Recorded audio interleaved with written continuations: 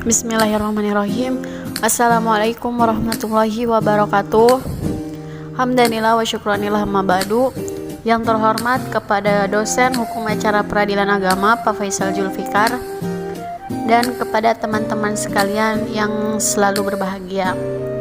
Baiklah, kami dari kelompok 7 akan mempresentasikan materi yang berjudul eksepsi dalam peradilan agama yang disusun oleh Intan Nur Afifah 18111054, Irfan Maulani 18111067, Khalifah 18111064. Baiklah, untuk mempersingkat waktu, kita langsung mulai memaparkan materi yang pertama.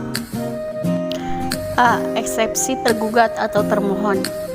Arti harfiah eksepsi adalah tangkisan, sedangkan pengertiannya dalam ilmu hukum adalah suatu sanggahan atau tangkisan yang dilakukan tergugat terhadap gugatan penggugat di muka sidang pengadilan agama, dan sanggahan tersebut tidak mengenai pokok perkara.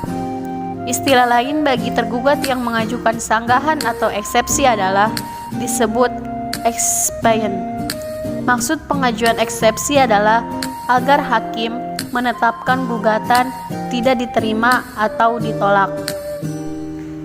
Untuk memudahkan pemahaman kita dalam memaknai eksepsi, eksepsi dibedakan menjadi dua macam berikut, yaitu yang pertama, eksepsi formil. Eksepsi formil adalah eksepsi yang berdasar pada hukum formil atau hukum acara yang berlaku. Eksepsi formil meliputi beberapa bentuk berikut. A. Eksepsi mengenai kewenangan absolut.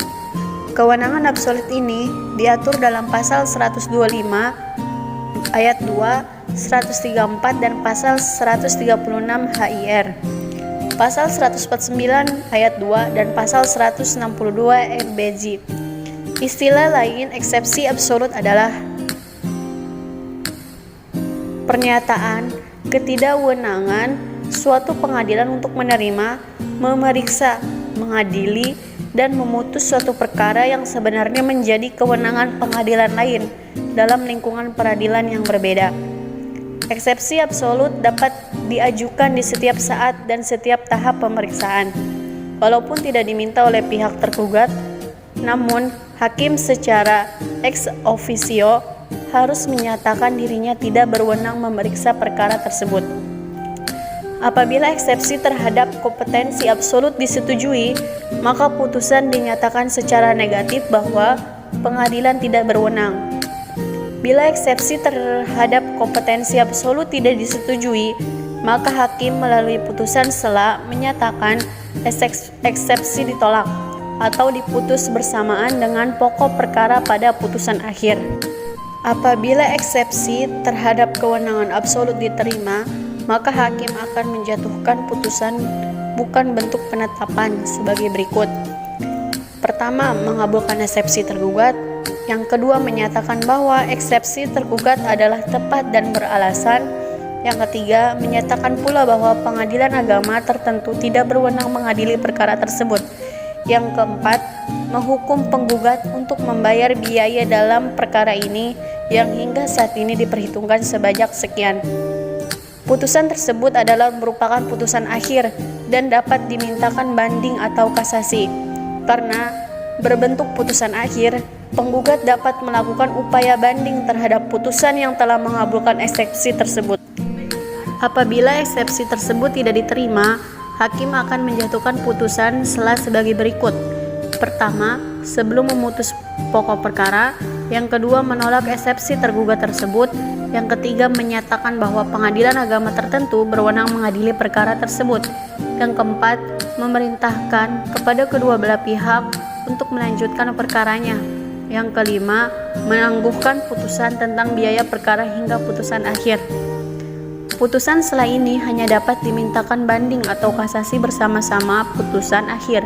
Setelah putusan tersebut dijatuhkan, maka pemeriksaan perkara dilanjutkan. B. Eksepsi mengenai kompetensi relatif. Eksepsi relatif adalah ketidakwenangannya suatu pengadilan untuk menerima, memeriksa, mengadili dan memutus suatu perkara yang sebenarnya menjadi kewenangan pengadilan lain dalam lingkungan peradilan yang sama. Berbeda dengan eksepsi absolut, bahwa eksepsi relatif harus diajukan pada sidang pertama atau pada kesempatan pertama, dan eksepsi dimuat bersama-sama dengan jawaban. Bila eksepsi kompetensi relatif disetujui, pengajuan gugatan dinyatakan tidak dapat diterima. Bila eksepsi terhadap kompetensi relatif tidak disetujui, hakim memutus hal tersebut bersamaan dengan pokok perkara dan tidak tertutup kemungkinan eksepsi untuk banding yang diajukan bersama dengan putusan pokok perkara. Dalam perkara perceraian, jika perkara perceraian diajukan ke pengadilan agama yang tidak berwenang, maka hakim secara ex officio harus menyatakan diri tidak berwenang. Hal ini dimaksudkan untuk melindungi hak istri. Apabila eksepsi ini tidak disetujui, maka perkara diperiksa dan diputus dengan putusan sela. Upaya hukum terhadap putusan eksepsi ini dapat dilakukan hanya bersama-sama putusan pokok perkara.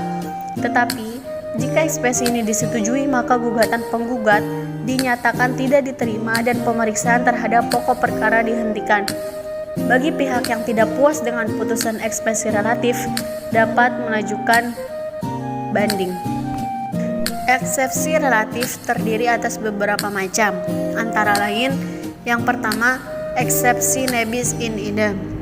Suatu perkara tidak dapat diputus dua kali, sehingga suatu perkara yang sama antara pihak-pihak yang sama di pengadilan yang sama pula tidak dapat diputus lagi. Apabila hal itu diajukan lagi oleh salah satu pihak, maka pihak lain dapat menangkisnya dengan alasan nebis in idem. Yang kedua, eksepsi disqualificatoir. Eksepsi yang menyatakan bahwa penggugat tidak mempunyai hak untuk mengajukan gugatan atau permohonan, atau kemungkinan salah penggugat menentukan tergugat baik mengenai orangnya maupun identitasnya. Yang ketiga, eksepsi obscur libre. Eksepsi dilakukan karena adanya suatu kekaburan surat gugatan yang diajukan penggugat. Kekaburan bias jadi karena tidak dapat dipahami mengenai susunan kalimatnya, formatnya, atau hubungannya satu dengan lain, tidak saling mendukung bahkan bertentangan. 2. Eksepsi material. Eksepsi material adalah eksepsi yang diajukan oleh pihak tergugat atau termohon berdasarkan hukum material atau ekspresi yang langsung mengenai materi perkara atau bantahan terhadap pokok perkara. Eksepsi material dibedakan menjadi berikut ini. A. Prematoire excepti. Suatu eksepsi yang menyatakan bahwa tuntutan penggugat belum dapat dikabulkan karena belum memenuhi syarat menurut hukum. Misalnya, alasan perkara gugatan belum memenuhi waktu yang ditetapkan oleh undang-undang atau apa yang digugat masih bergantung pada syarat-syarat tertentu. Contoh perkara gugat cerai karena pelanggaran talik talak yang diajukan istri dengan tuduhan suami selama 3 bulan tidak memberi nafkah baginya, padahal suami tidak memberikan nafkah kurang dari 3 bulan sebagaimana alasan yang dibuat istri sebagai penggugat. B. Dilatoir excepti. Eksepsi yang menghalangi dikabulkannya gugatan, misalnya karena gugatan telah diajukan lampau waktu, seperti nafkah istri yang terutang telah terhapus dengan rujuknya suami.